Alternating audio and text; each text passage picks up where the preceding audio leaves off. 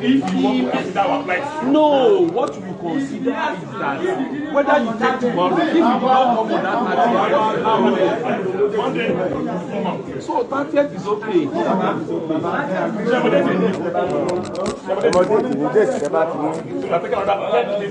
Don't have interest in that one. The Almighty God preserve us in that day.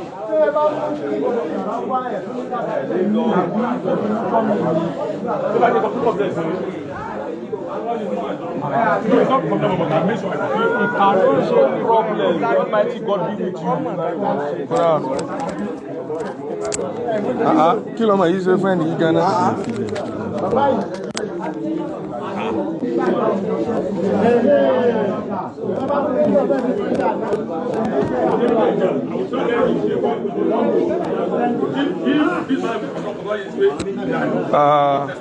Gbogbo ẹ̀yin tí ẹ wò wá nílẹ̀ ẹ máa bá wa share program yìí.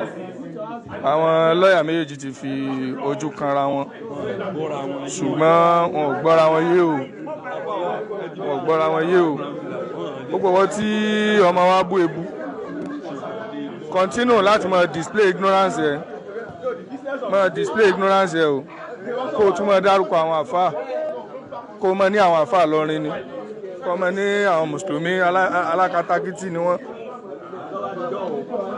Ọ̀rọ̀ yìí nísìnyí ó ti yanjú lọ́dọ̀ àwọn àfáà Ìlọrin. Kódà àwọn ti jáwọ́ lára ọmọ yìí yẹn pé kó tiẹ̀ ní freedom. Ṣùgbọ́n àwọn lọ́yà méjì ni ò tún gbọ́ra wọn yé báyìí.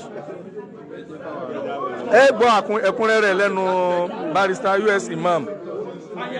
Ẹ gbọ́ ẹ̀kúnrẹ́rẹ́ rẹ̀ lẹ́nu wọn. Torí wípé ọ̀rọ̀ yìí ò yé èèyàn mọ́ o. Ọ̀rọ̀ yìí kò yé èèyàn mọ́. Láàrin lọ́yà méjèèjì ó lágbára. Ó lágbára o.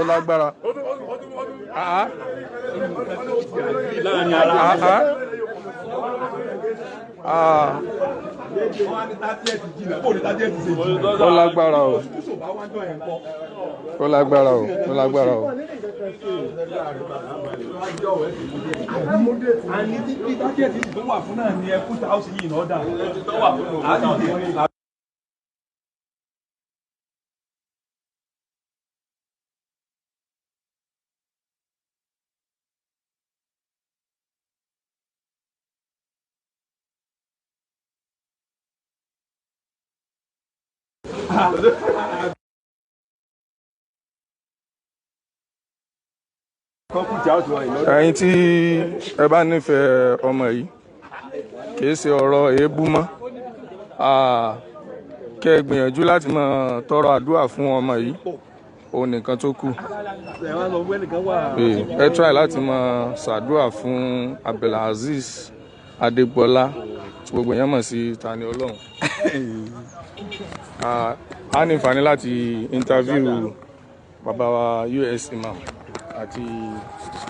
lẹ́gbẹ̀ẹ́ wọn níbí bàbá wa barrister Yaradua. Àwọn náà wà ní ẹgbẹ́ wọn bí. Ẹ jẹ́ ká dúró báyìí. Assalamu alaikum wa rahmatullahi wa barakatuh. Wa alaikum salam wa rahmatullahi wa barakatuh. Àwọn lọ́yà wa wọ́n ní ìfàní àti dárúkọ ara wọn látòrí ẹni tó lead team. Bàbá ẹ dákun ẹ dárúkọ yín fún àwọn aráalé. Orúkọ mi ni US Imam.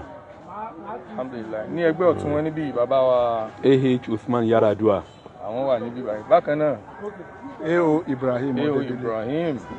Ọ̀dẹ̀dẹ̀lé. Ẹ dákun ní kúkúrú torí àsìkò Jímọ̀ ti tó. Torí ó pẹ́ kí adájọ́ tó bẹ̀rẹ̀ kí wọ́n tó sit fún kóòtù lénìí. Àsìkò Jímọ̀ sì wọlé báyìí. Ẹ dákun afẹ́kẹ́ fún àwọn aráalé ní àbọ̀ kí ló tún ṣẹlẹ̀ ní kóòtù lónìí àbí kí ẹ bá wa gbé láti àná pé kí ni tó ṣẹlẹ̀ lánàá torí ẹlòmíì tí ṣẹ̀ṣẹ̀ ń jọ ìwà tí ò mọ kí ló ṣẹlẹ̀ ní kúkúrú kẹwàá bọ́ sí kí ló tún ṣẹlẹ̀ lónìí. Lẹ́ẹ̀kan sí assalamu alaikum wa rahmatullahi wa barakatuhu. Wa alaikum salam wa rahmatullahi wa barakatuhu. Ní àná tí a wá sí ilé ẹjọ́, a ti jẹ́ kó yé àwọn èèyàn pé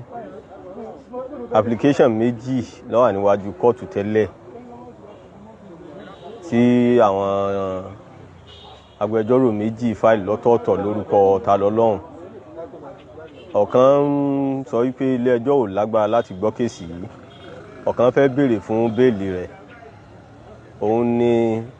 májísrèètì yẹn wá ní ká wá yanjú lánàá kí ẹnu ó kò ní ẹ̀gbẹ́ ọ̀dọ̀ wọn pé ta ni ó ń sojú ta lọ́lọ́run nínú àwọn méjèèjì. Tó bá sì pé àwọn méjèèjì náà ní tẹnubá ti kò kí wọ́n fi ẹnu ṣọ̀kan kí wọ́n withdraw kan. Àmọ́ nígbà tí a dé kóòtù lánàá, Mr. Banks kò sí ní kóòtù láti jẹ́ kí ọ̀rọ̀ náà ó lè yanjú lánàá, ni adájọ́ fi sọ wípé ká máa padà bọ̀ wá ní òní. Ti tòní la wá ṣẹ̀ṣẹ̀ kúrò nínú kóòtù báyìí. So ìgbà tí wọ́n pe kéèsì, ibi tí n ti kọ́kọ́ bẹ̀rẹ̀ ní wípé èmi ni leader legal team fún àwọn Ògo Ìlọrin. Àmì èmi kọ́ ni leader àwọn lawyers tó appear lónìí, nítorí pé látẹ̀yìnwá a ti kọ ìwé sí ẹni tó jẹ́ agbẹjọ́rò àgbà fún gbogbo Kwara State, tó jẹ́ Attorney General of Kwara State and Commissioner for Justice, pé kó fún wa lágbára ká gba kéèsì yìí kúrò lọ́dọ̀ àwọn ọlọ́pàá, torí pé àwa lọ́yà Ògo Ìlọrin láàmọ̀ ṣe kéèsì yìí lọ. Wọ́n sì ti fún wa ní agbára yẹn, wọ́n ti fún wa ní yọ̀ǹda yẹn láti 20th September tí wọ́n ti kọ lẹ́tà rẹ̀ sí wa pé àwọn ti yọ̀ǹda fún wa ká gba kéèsì yìí kúrò lọ́dọ̀ prosecutor tàwọn ọlọ́pàá, kò sí pé àwa láàmọ̀ prosecute. Orúkọ ẹni tá a sì fi gba lẹ́tà jáde torí àwọn ìdí kan sídìí mi láàrin ara wa, òun náà ni lọ́yà Hosseini tó lídìí àwọn tó ẹ̀rí pé mi kàn jókòó kalẹ̀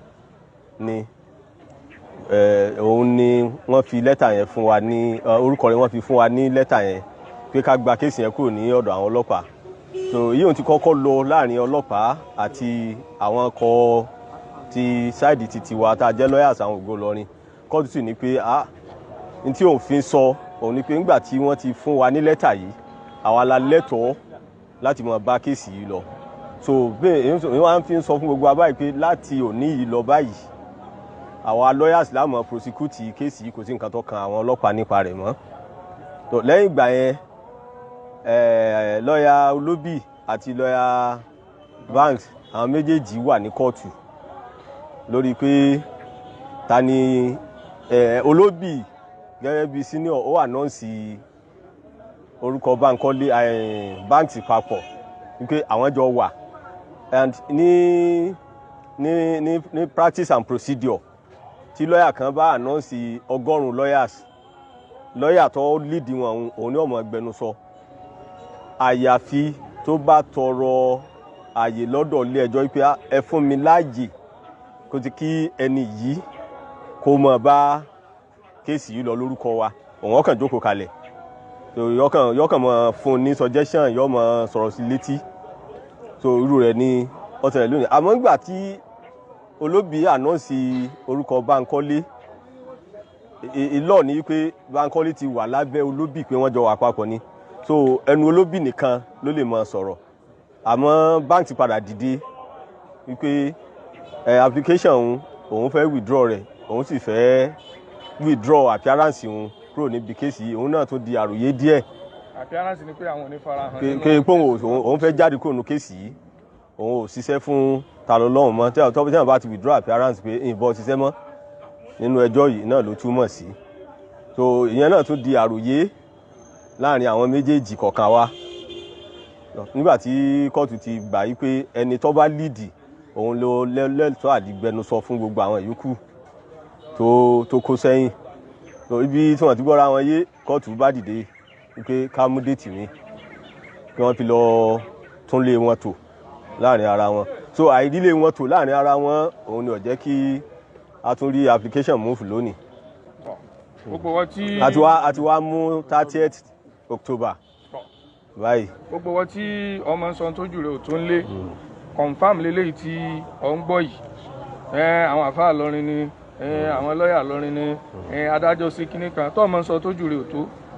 òdodo ọ̀rọ̀ ni ọ ti gbọ́ yìí. Àmọ́ ní àfikún láti ọ̀dọ̀ bàbá wa Yaradua lọ́yà barrister Yaradua ẹ̀yin náà ní nǹkan ọ̀kan sí méjì tí ẹ fẹ́ fi kún ọ̀rọ̀ yìí bismillah. Kò sí bí ọ̀rọ̀ ṣe rí gẹ́lẹ́ àti bí ẹjọ́ ṣe lọ nílé ẹjọ́ lónìí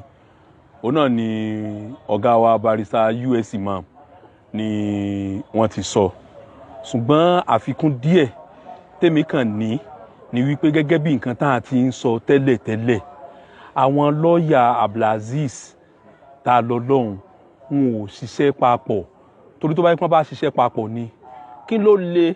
nínú wípé kí senior kó lead èèyàn ẹni tó dẹ̀ lead tí senior bá ti lead junior òun náà ni ó gbẹnu sọ òun náà ni ó dẹ̀ sọ gbogbo nǹkan tó bá ṣẹlẹ̀ kò yẹ kí ẹni yẹn tún dìde mọ́ láti sọ wípé ìyẹn báǹkì pé òun tún fẹ́ withdraw òun tún fẹ́ kán tún gbọ́ òun tó fi wá di pé ó tún wá fa gbọ́n mi sí omi òtó tí a tún wá fi take another adjournment lónìí so kò yẹ kó rí bẹ́ẹ̀ rárá so nǹkan tí mo kàn ní láfikún nìyẹn ọ̀gá wa US Imam wọ́n ti sọ èyí tó jẹ́ kókó nínú gbogbo nǹkan tó ṣẹlẹ̀ lónìí. Alhamdulillah, a dúpẹ́ fún yín. Jẹ́ barrister Ọdẹ́dẹ́lé ẹ̀yin náà ní Ibrahim Ọdẹ́dẹ́lé pẹ̀lú yọ̀ǹda àwọn ọ̀gá wa tí wọ́n ti sọ̀rọ̀ torí gẹ́gẹ́ bí wọ́n ṣe sọ lẹ́ẹ̀kan bọ́gà bá ti sọ̀rọ̀ láàrin wa àwa ọba àti kó sábẹ́ gbogbo tí wọ́n sọ yẹn àmọ́ síbẹ̀ náà gẹ́gẹ́ bí tí wọ́n kọ́ wa wọn ní erin ìfọkọ́mọ rẹ̀ ó tún fọ wọ́n ní fèrè tán lẹ̀ ni èyí tí mo kàn tún fẹ́ rán wa létí ni gẹ́gẹ́ bí tí àwọn bàbá Dr. Saddam tí wọ́n sọ lánàá wípé ìbínú ọlọ́run ọba kò lálà ọlọ́run ọba tí ẹni yìí ṣẹ̀ kó kún fún ìtọrọ àforíjìn lọ́dọ̀ rẹ̀ gbogbo àwọn tí wọ́n bá sì ń fẹ́ràn rẹ̀ àforíjìn ni kí wọ́n máa tọrọ fún un because gbogbo ọ̀nà làwọn ọ̀gá wa wọ̀nyí wọ́n ti dẹwọ́ lórí ọ̀rọ̀ ta lọ́lọ́run wọ́n ti dẹwọ́ yányán lórí ọ̀rọ̀ ta lọ́lọ́run ìdẹwọ́ débi pé wọ́n ní kódà application fún bẹ́ẹ̀lì ẹ̀ tí wọ́n file àwọn ò látakò kankan sí gbogbo làkúnà tó kúnnà gbogbo ẹ̀rọ wọn lá àwọn fo gbogbo àníwì kẹ̀kẹ́ kí wọ́n kàn gbà jáde náà lókù tó tún wá sí pọ́dọ̀ wọn náà ní ọtí tó wá ń fa gbọ́nmi sí oge tó báyìí ẹ rí i pé ọ̀rọ̀ rẹ̀ ó ní ìbẹ́lọ́hùn màmá rẹ̀ náà tí wọ́n ń bẹ àwọn àfáà ti gbẹ̀bẹ̀ o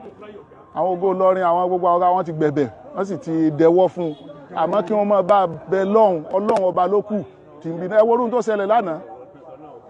ṣẹlẹ̀ lánàá àná la wò pé bóyá kì bá jáde yanyan ẹ wò ó so tòní náà tún wá rí bó ṣe rí yìí so ọlọ́run ọba aláàánú ọba aláforíjìn kó mọ́ ṣàforíjì fún gbogbo wa lápapọ̀ kó ṣàforíjì fóun náà torí pé orúkọ ta lọ́lọ́run wọn ló wà mísíkà ó pín sọ́nà méjì èèyàn lè béèrè ta lọ́lọ́run torí ẹni tó fẹ́ mọ̀ nípa ọlọ́run èèyàn sì lè béèrè ta lọ́lọ́run torí pé ó fẹ́ takú ọlọ́run ó fẹ́ challenge ọlọ́run pé who is Allah ta lọ́lọ́run who are you so mo rò pé who are you yẹn ni ọkùnrin yìí ló ṣiṣẹ́ tọ̀ torí iṣẹ́ rẹ̀ ó túmọ̀ àníyàn tó fi sọ ọ́ jáde torí pé tí ò bá fi iṣẹ́ yẹn tẹ̀lé ni kì bá fúyẹ́ so nídìí èyí ń kọ́ ẹ dákun gbogbo bí tá a bá wà náà ẹ jẹ́ ká máa fi tọ́lọ́run síwájú ká má béèrè ìta lọ́lọ́run tó bá yọ sí wa ó lágbára o ọlọ́run má yọ sí wa lọ́nà tí ò dáa subhana rabbika rabbil izzati amma yasifun wa salamun ala mursalin walhamdulillahi rabbil alamin. A dúpẹ́ fún àwọn lawyers wa nísìnyí a ní àǹfààní láti béèrè ọ̀rọ̀ a interview lọ́yà tó jẹ́ títa lọ́lọ́run barrister Olóbì àwọn ni a fẹ́ interview báyìí barrister ẹ mọ̀ bọ̀ báyìí.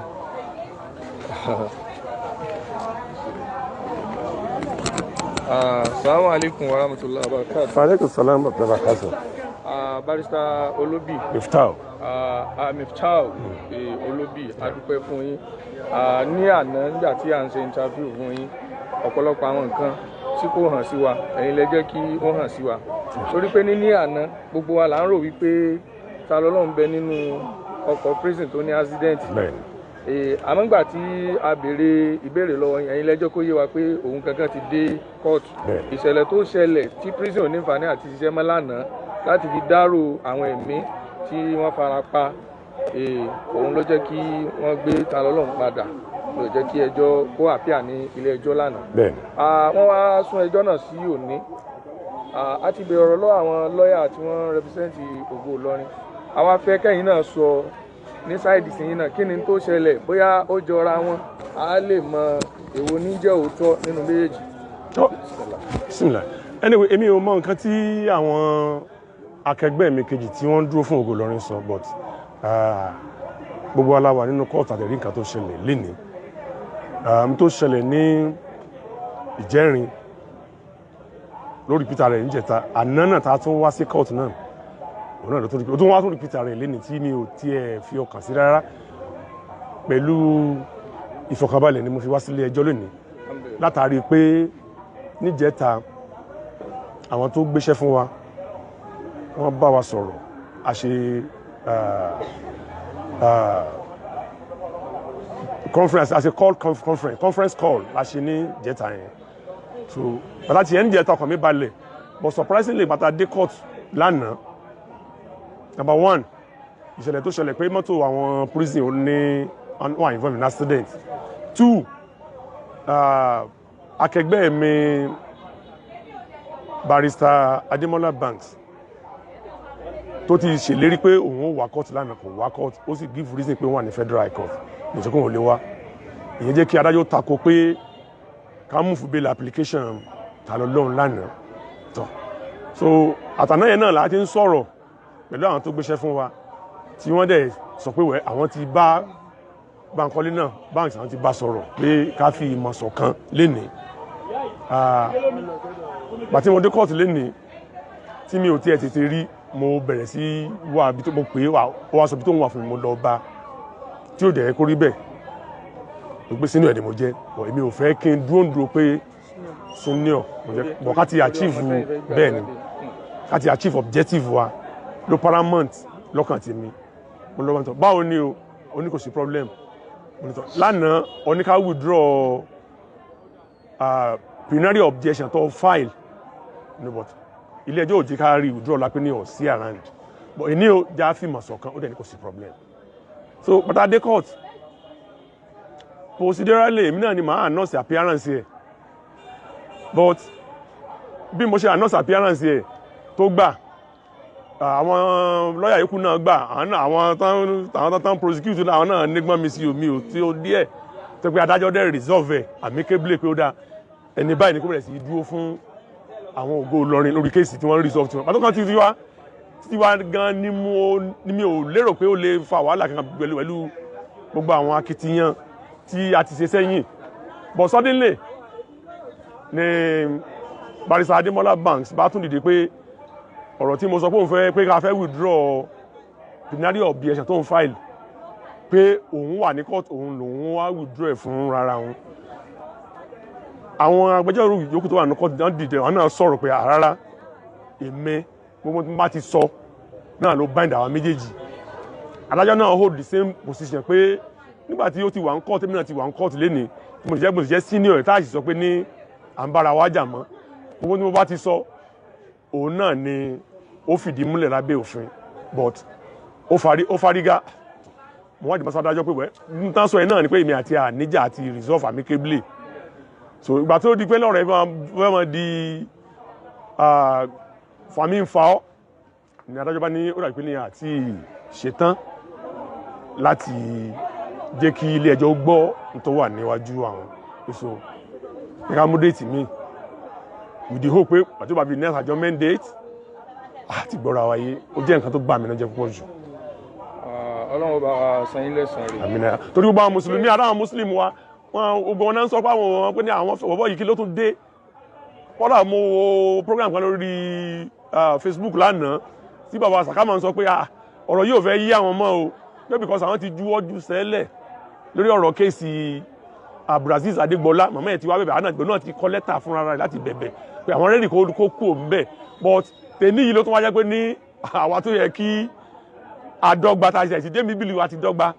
bá tún takora wa tọ́ Ọlọ́run bá wa bẹ́ṣù wí. àmín ẹ ṣeun ga dúpẹ́ fún yín